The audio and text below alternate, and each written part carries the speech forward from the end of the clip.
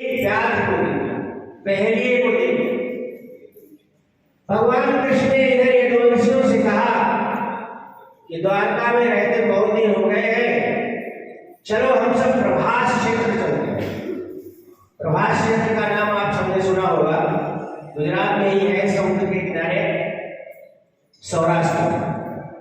चलो हम सब प्रभास क्षेत्र चलते हैं। सारे यदुवंशियों को लेकर के भगवान कृष्ण प्रभास क्षेत्र आ गए।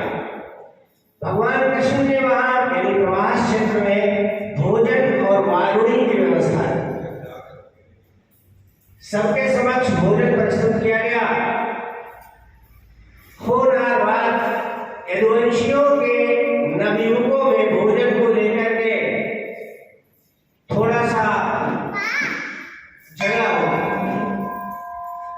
झगड़ा इतना बड़ा कि सब संकटे उखाड़ उखाड़ के एक दूसरे पर आक्रमण करने लगे और उन्हीं संकटों से एक दूसरे को मार मार के यदुवंश का पूरा विनाश कर। केवल और केवल दो लोग बचे, भगवान कृष्ण और उनके साथ ही दारू। भगवान कृष्ण ने दारू से कहा कि दारू, तुम हमारे जो अस्त्र शस्त्र है, शंख है, चक्र है, गदा है, खड्ग है, धनुष है और रथ है, इसको ले जाकर समुद्र में चले। उनके जो अस्त्र शस्त्र थे, उनका रथ जो था वो सूर्य मार्ग से चला गया। भगवान कृष्ण को एक बार दुर्वासा ऋषि का साथ मिला। आप जानते हैं कि दुर्वासा ऋषि अत्यधिक क्रोधी प्रवृत्ति के ऋषि थे, किसी को भी उठा के श्राप दे देते थे। एक बार भगवान कृष्ण ने दुर्वासा ऋषि को अपने यहाँ भोजन पर बुलाया। दुर्वासा ऋषि आए और उन्होंने भोजन के उपरांत एक शर्त रखी भगवान कृष्ण के समक्ष कि जो हमारा जूठा पानी है, यदि जूठन का जल रह गया है हमारा, आप उसे अपने पूरे शरीर पर लेप करें। भगवान कृष्ण ने वैसा ही किया, लेकिन ब्राह्मण की जूठन को पैर से नहीं लगाया जाता है, या भगवान के यहाँ जो भंडारा होता है उसको कभी जमीन पर नहीं फेंकना चाहिए। भगवान की वाणी और अन्न का जो कण होता है वो हमेशा ही जो हम फेंक देते हैं, भगवान की वाणी का अगर हम तिरस्कार कर देते हैं और जो अन्न का हम तिरस्कार कर देते हैं, उससे हमें अवश्य ही कष्ट प्राप्त। पिछली बार जब मैं यहाँ आया था तो मैंने देखा कि भोजन के उपरांत बहुत सारा अन्न, बहुत सारी रोटी, मतलब पूड़ियाँ, सब्जी सब पड़ी थी यहाँ पर। अच्छा तो नहीं लगा, लेकिन मैं उस समय नहीं कह सका। आप लोगों से मेरा यही निवेदन है कि उतना ही थाली में लीजिए जितना शेष बचा है, नाली में ना फेंके, क्योंकि अन्न को भगवान कहा गया है, अन्न खाने से ही हमारे नेत्र होते हैं। तो भगवान ने कहा कि हम दुर्वासा ऋषि का जल अपने पूरे शरीर पर लेपन कर देते हैं, लेकिन अपने पैरों पर नहीं करते। और क्योंकि भगवान को परम धाम पधारना था, सिधारना था, इसलिए तुरीय अवस्था में वज्रासन पर नहीं, कौन सा होगा, पलथी मार के बैठ गए, आसन का नाम वीरासन पर। बहलिए ने समझा, जिसका नाम जरा था, उसका लोटक नाम नहीं था, उस जरा नामक बहलिए ने भगवान के उस आसन को समझा कि कोई मृग है, और उसने मृग के बहाने भगवान पर वो बाण छोड़ दिया, वो जो शेष बचा था लोहखंड, वो छोड़ा तो भगवान के पैरों में आकर लग गया। क्यों? क्योंकि भगवान ने अपने पैरों में दुर्वासा ऋषि का जो जूठा जल था उसका लेपन नहीं किया, पैरों में आके लग गया। उसी बाण से भगवान का निधन हुआ। जब वो लोटक भगवान के पास आया, और वैसे तो जरा नाम है था उस लोटक का, मैं सोचता हूँ या मैं ये मानता हूँ कि जरा यानी बुढ़ापा ही सबको नष्ट कर देता है।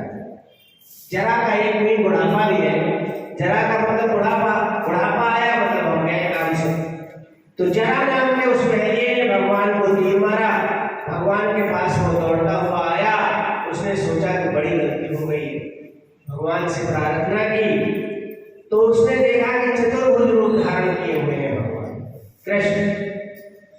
लुब्धक से कहा, लुब्धक तुम व्यग्र मत हो, मतलब परेशान मत हो, मेरी तो ये लीला है और मुझे अपनी लीला संवरण करना ही है।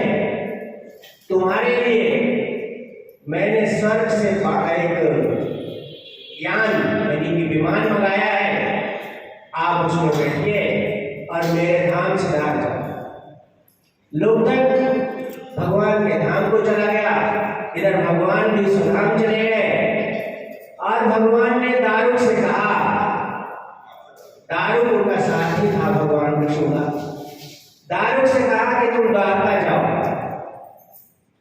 और वहां हमारे जो उग्रसेन यानी कंस के पिता और वसुदेव जी हैं उनको बताना कि द्वारका हमने समुद्र से कुछ समय के लिए ही मांगी थी और ये द्वारका जो है समुद्र में विलीन हो जाएगी, केवल मेरा भवन ही रह जाएगा। आज भी द्वारकापुरी में भगवान का भवन विराजमान है, जहां भगवान आकर के रोज निवास करते हैं। हालांकि मैंने उस दिन भी कहा था, पिछली बार जब आया था, उस दिन भी मैंने कहा था जब पिछली बार मैं आया था कि हमको भगवान की लीला दिखाई नहीं देती। क्यों? कितने लोग द्वारका गए होंगे, द्वारका धाम को देखा होगा, लेकिन द्वारकाधीश के दर्शन नहीं हुए। क्यों नहीं होते हैं? क्योंकि भगवान दो तरह की लीलाएं करते हैं, एक वास्तविक लीला होती है, एक व्यवहार की लीला। तो व्यवहार की लीला तो हम देखते हैं, लेकिन वास्तविक लीला जो है हमको दिखाई नहीं देती। जब उग्रसेन को पता लगा या वसुदेव जी को पता लगा, देवकी को पता लगा कि हमारा पुत्र स्वधाम चला गया है, तो उन्होंने भी अपने शरीर त्याग दिए। अभी जो 16,100 रानियां गई थी, उन रानियों को भी स्वर्ग पधारना था।